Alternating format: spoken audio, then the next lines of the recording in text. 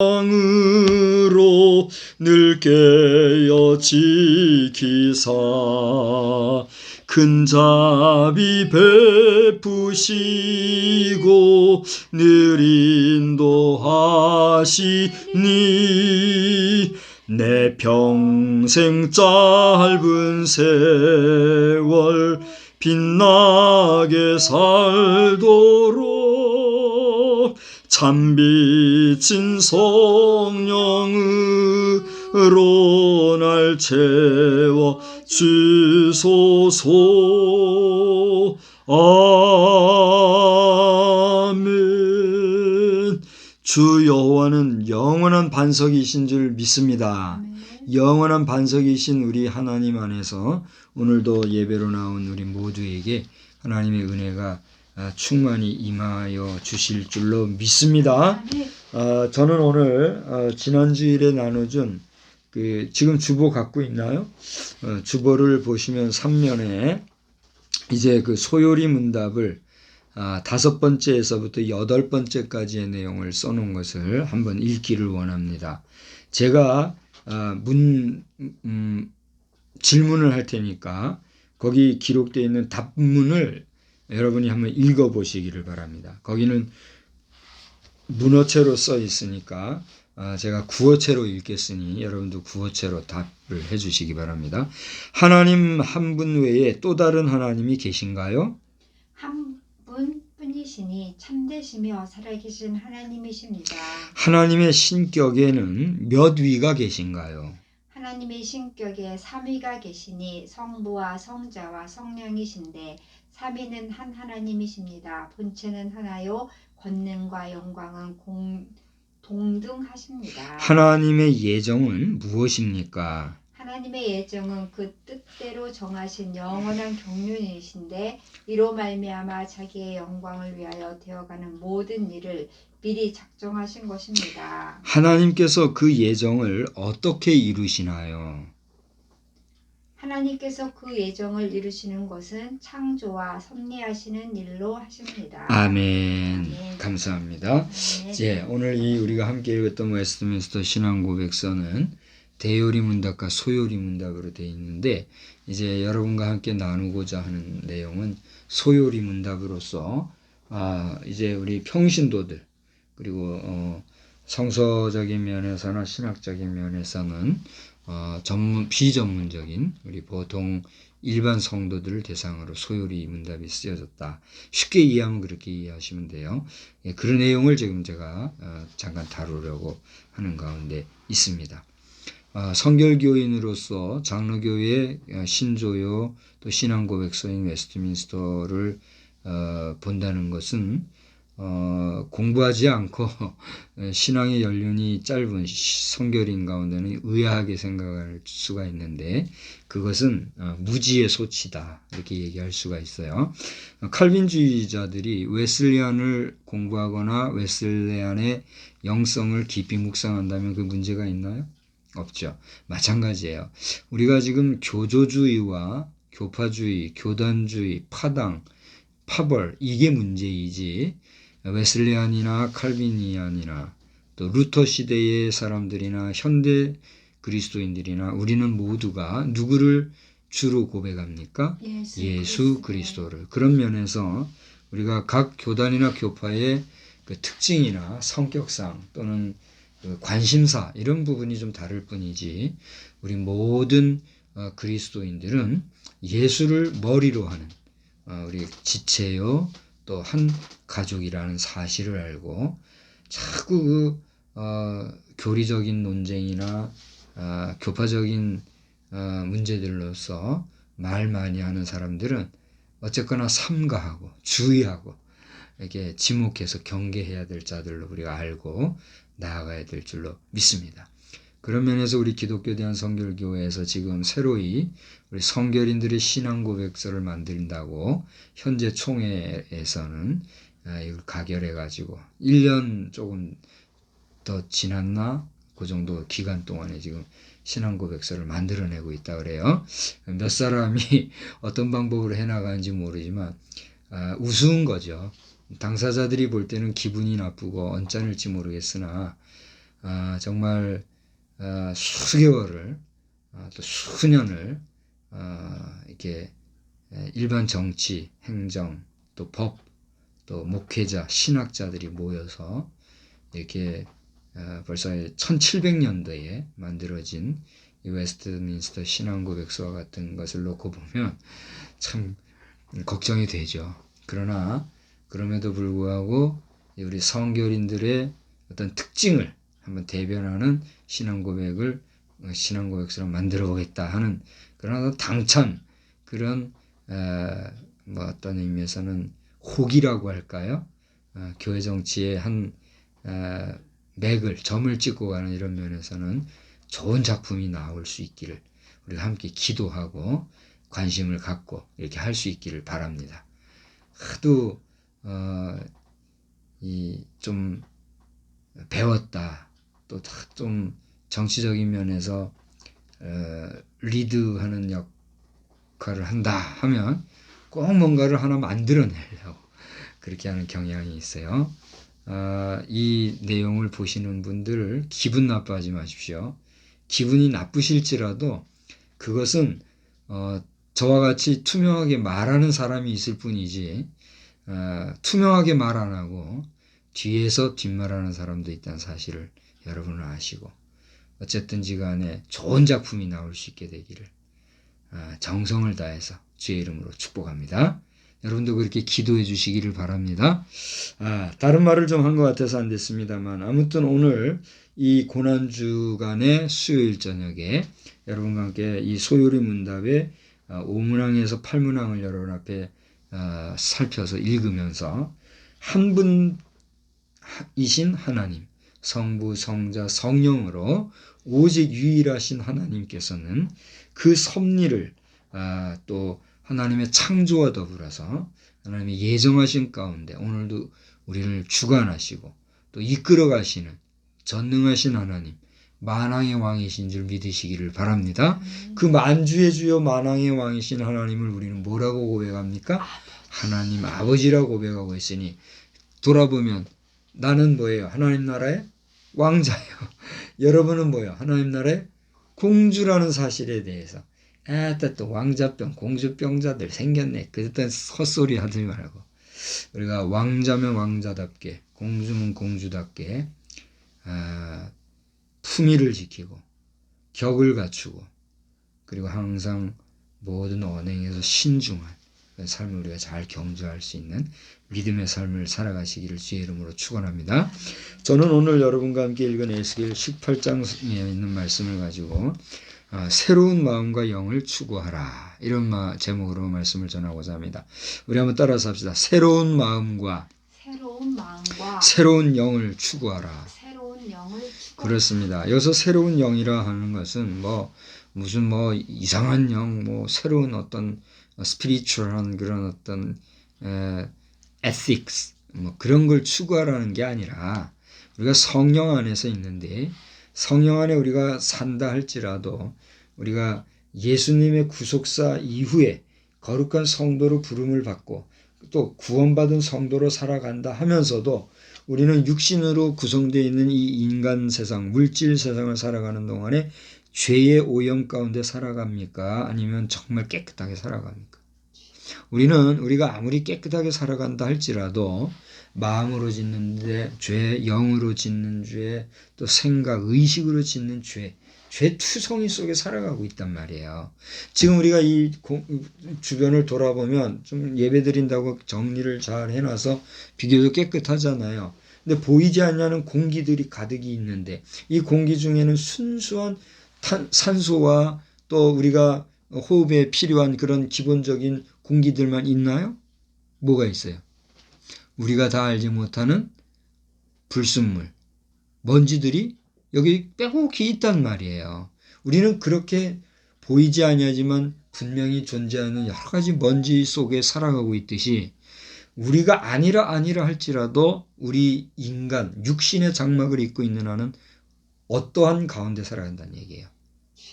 죄의 범주 안에 살아가고 있다는 사실입니다. 그러나 우리가 이런 여러 가지 오염된 주변의 먼지로부터 나를 깨끗하게 하기 위해서는 뭐로 씻어내요? 아침이고 저녁이고 물로 씻어내듯이. 저는 아침에 머리 감고 뭐 양치하고 다 했거든요. 근데 하루 종일 움직이다 보니까 땀도 나고 그래서 어떻게 했어요? 예배 전에 샤워했잖아요. 아까 밖에서 여러 가지 잡일하고 나서도 먼지 많이 뒤집어서서 낮에 한번 샤워를 했거든요. 근데 저녁에 또 한 거예요. 왜 그랬을까요? 그렇게 하지 않으면 냄새도 나고 땀도 나고 묻은 먼지 때문에 방해가 되잖아요. 문제가 있잖아요. 그래서 씻는 거예요. 마찬가지예요. 우리의 죄악이라 하는 것도 내가 실제 뭐 살인하고 강간하고 강도짓하고 도둑질하고 뭐 그리 하지는 아니하였다 할지라도 이미 주님이 말씀하신 대로 내 마음속에 뭘 품으면 미워하는 마음, 또 음욕을 품는 것, 탐심을 가지는 것, 그 모든 것들이 이미 뭐한 것과 같다는 거예요. 실제 죄를 행한 것과 같다. 그렇게 얘기했어요. 우리 인간은 우리의 몸짓으로 모든 것을 죄를 짓고 나면은 그거에 대한 죄를 우리가 묻잖아요. 그러나 하나님, 우리 예수님께서는 이미 너희들이 마음으로 지은 그것이 다 죄를 지은 거다. 이렇게 말씀하심으로써 우리 인간의 윤리적인 범주나 인간의 도덕적인 잣대보다도 훨씬 상회한 그런 윗선에서 놀고 계신단 말이죠. 놀고 계신다는 표현이 좀 이상하지만 우리를 그렇게 가르치시고 교훈하셨단 말이죠. 그러니 우리가 하나님의 절대 윤리와 절대 도덕 앞에서 완전할 자가 있어요, 없어요? 없다는 사실이에요. 그러면 우리는 인정할 거는 인정하고, 그리고 하나님 앞에서 양심에 거리끼는 것은 다 용서를 구하고 날마다 주님의 보혈의 피로 씻는 그러한 깨끗한 영을 가지는 그러한 자세가 필요하잖아요. 필요한 거예요. 그런 면에서 새로운 마음과 영을 추구하라 하는 이 제목은 여러분 오늘 읽은 본문 32절에 보니까 몇 절에 31절에 보니까 뭐라고 그랬어요? 다 같이 읽어봅시다. 너희는 너희가 범한 모든 죄악을 버리고 마음과 영을 새롭게 할지어다. 여기에서 이제 제목을 새로운 마음과 영을 추구하라 이런 제목을 삼은 거예요. 자, 보세요. 우리는 지금 어떠한 주간을 보내고 있습니까? 고난 주간을 보내고 있습니다. 우리 교회는 뭐 특별한 이벤트나 뭐 특별한 고난 주간의 행사를 하지 아니하지만 지금 우리 교단적으로는 이 고난 주간을 전도 주간이라 해가지고 공식적으로 교회에서 전도에 집중하고 열을 올리자고 하는 그런 가운데 있어요.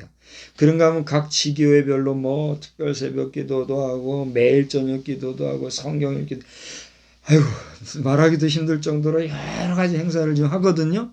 물론 뭐 평소에도 이렇게 하지만 이번 고난 주간에는 특별한 어떤 의미를 두고 주님의 고난을 묵상한다고 하면서 주의 부활에 동참한다고 하는 그런 어떤 이벤트성 활동들을 하고 있단 말이에요. 저도 오늘 이 저녁 시간에 말씀을 전하는 데 있어서 무슨 말씀을 전할까 할 때에 무엇을 위한 고난주간인가 말이에요. 무엇을 위한 그런 이벤트인가 말이죠. 저도 작년에만 해도 또 그 재작년만 해도 고난주간에 대한 나름의 어떤 메시지들을 제가 증거하고 그렇게 했잖아요. 근데 이번 2021년도 이 고난주간을 보내면서 저는 이 수요일 저녁 시간에 특별히 고난주간의 한가운데 있는 이 수요일 저녁 시간에 이 본문의 말씀을 여러분과 함께 나누고자 하는 거죠. 오늘 에스겔서 19장은 여러분이 잘 아시는 것처럼 이미 익숙한 말씀 중에 하나예요. 여기 보니까 20절에 보면 어떤 사람이 죽는다 그랬어요. 범죄하는 그 영혼이 죽을 거다. 또 4절에도 보니까 뭐라고 그랬어요. 범죄하는 그 영혼이 죽을 거다. 13절 후반절에 보니까 뭐라고 그랬어요. 반드시 죽을 것인데 이 모든 가증한 일을 행하였은 즉 반드시 죽을 것인데 그 다음 뭐라고 그랬어요. 자기의 피가 자기에게로 돌아가리라 그랬어요.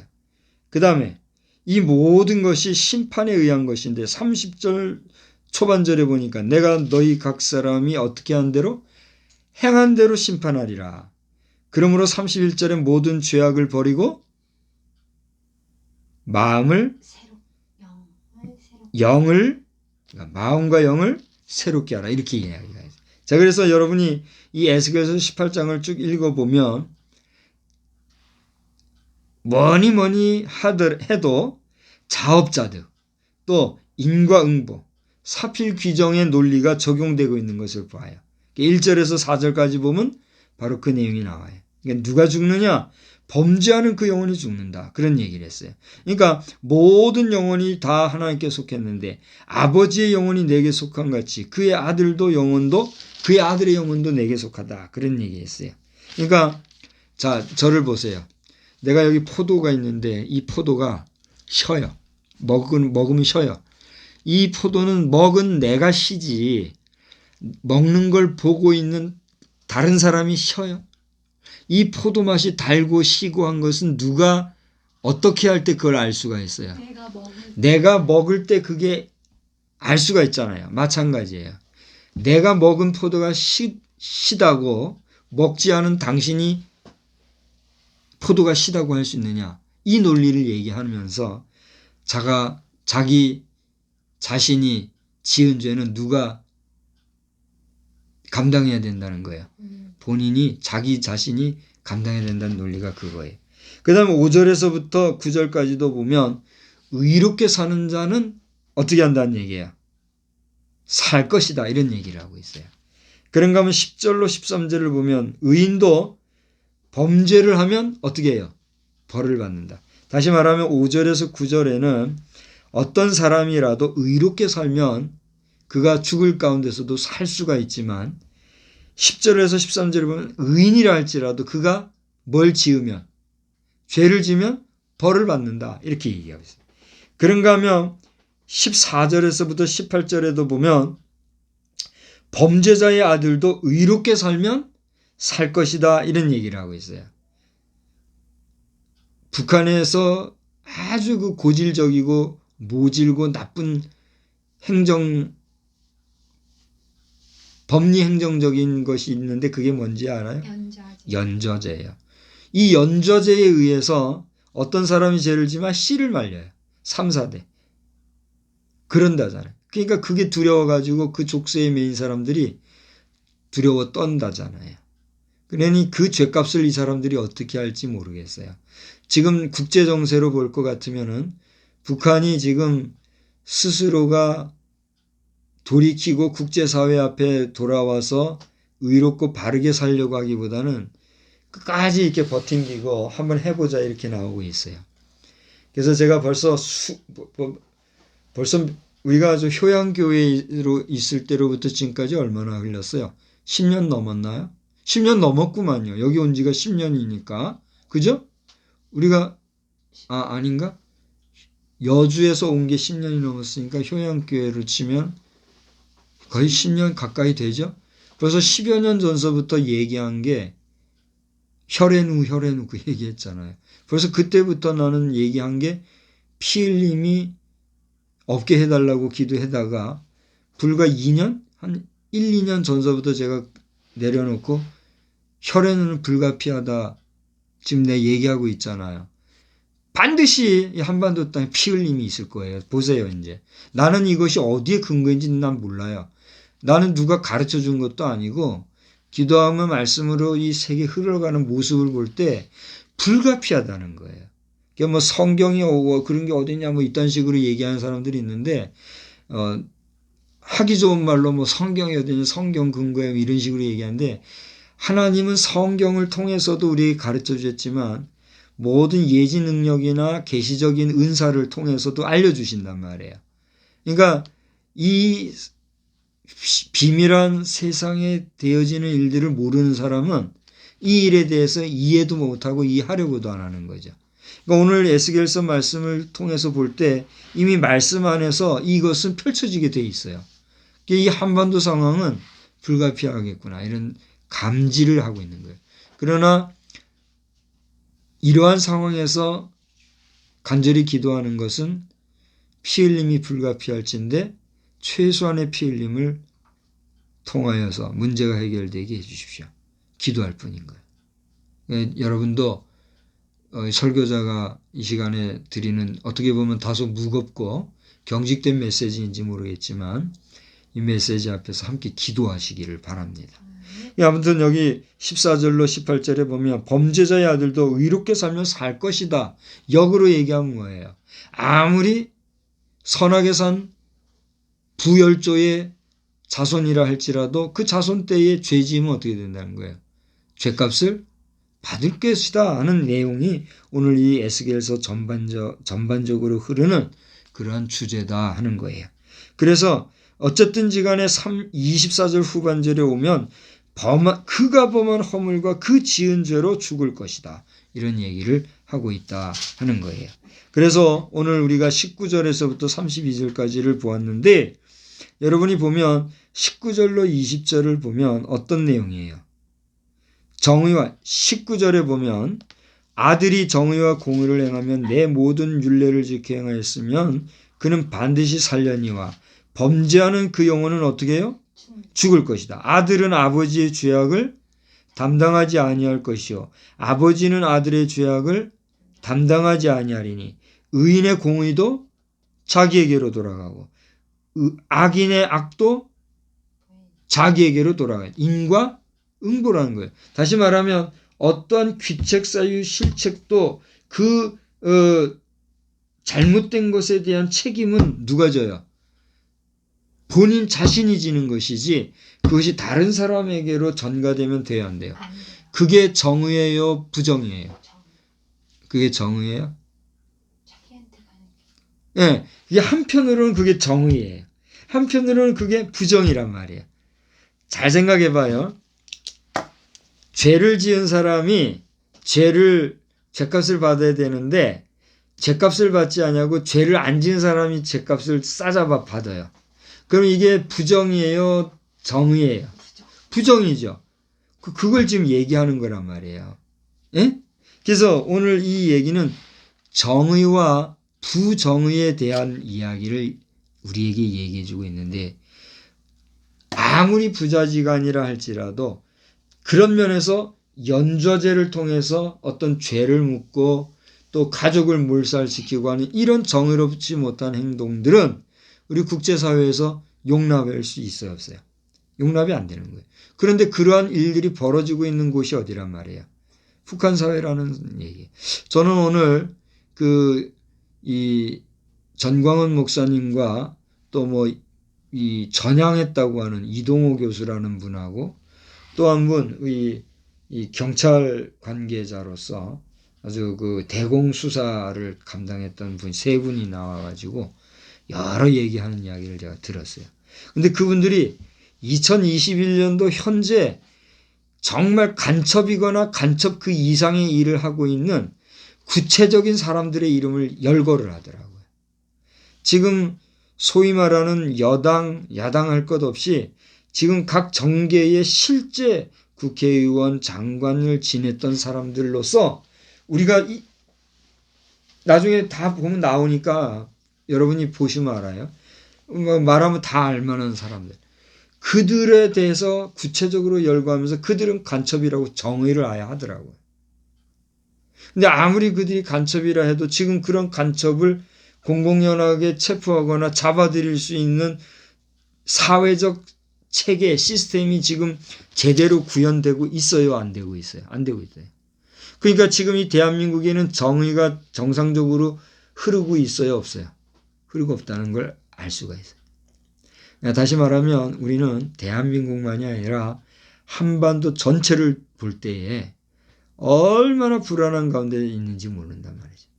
외적으로는 여러 가지 모습을 볼 때 참 얼마나 좋아졌습니까?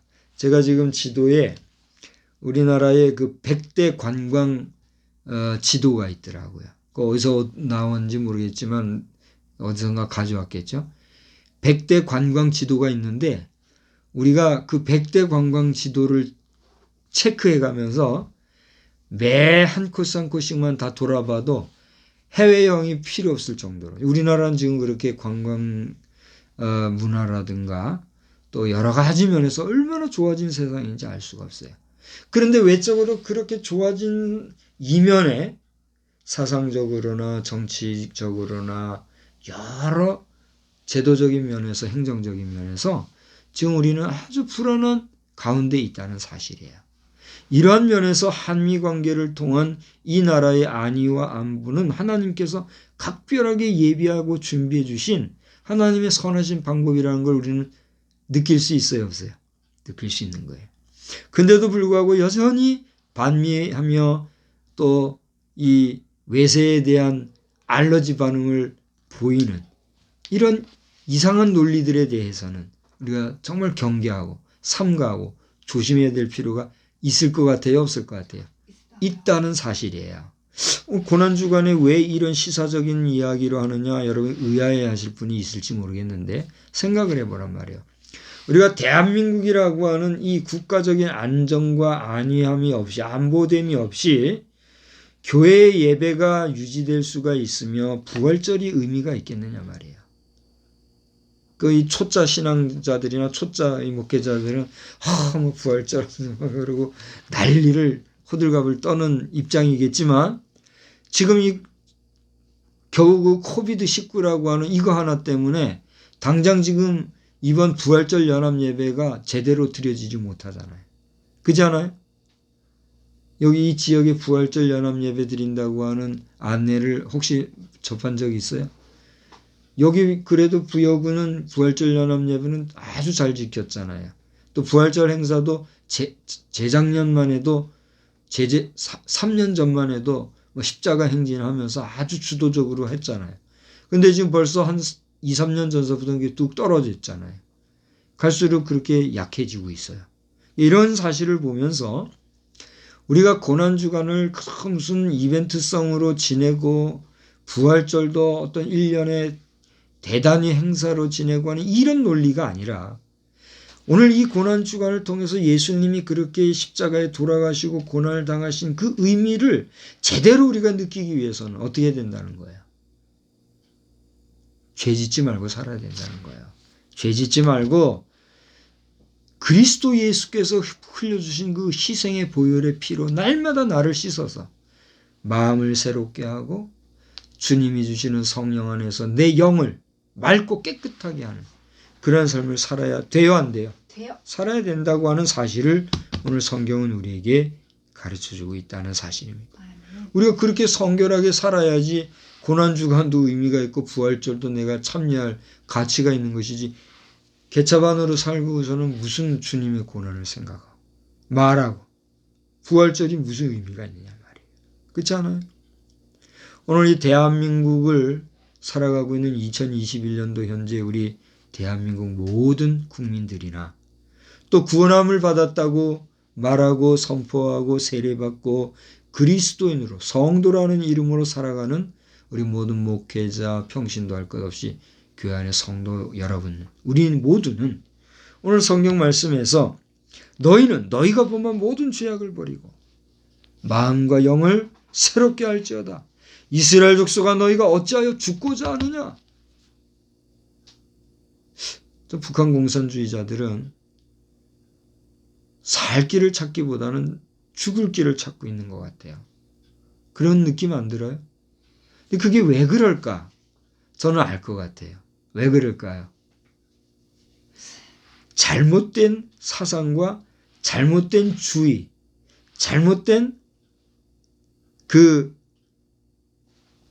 세속 정치에서 오는 고집, 편견, 아집, 그리고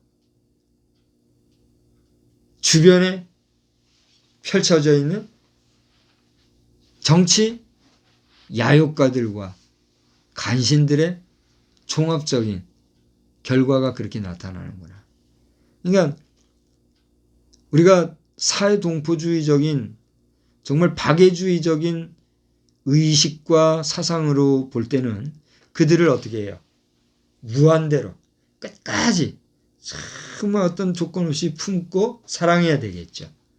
앞서 돌아가신 김대중 대통령은 순수한 마음에서 그랬다고 우리가 긍정적으로 봐줘야 되겠지만 포용정책, 햇변정책 가지고 이렇게 했지만 결과는 어떻게 됐어요? 변화가 없잖아요. 왜 그럴까요? 사단의 그 책략에 그 가운데서 벗어나지 못하기 때문이죠. 그래서 우리 그리스도인들이 기도할 것은 무슨 물질적으로도 없고 경제적으로도 없고 뭐 어떤 심리적으로도 없고 뭐 어떤 정서적으로도 없고 이것도 필요해요, 안 해요?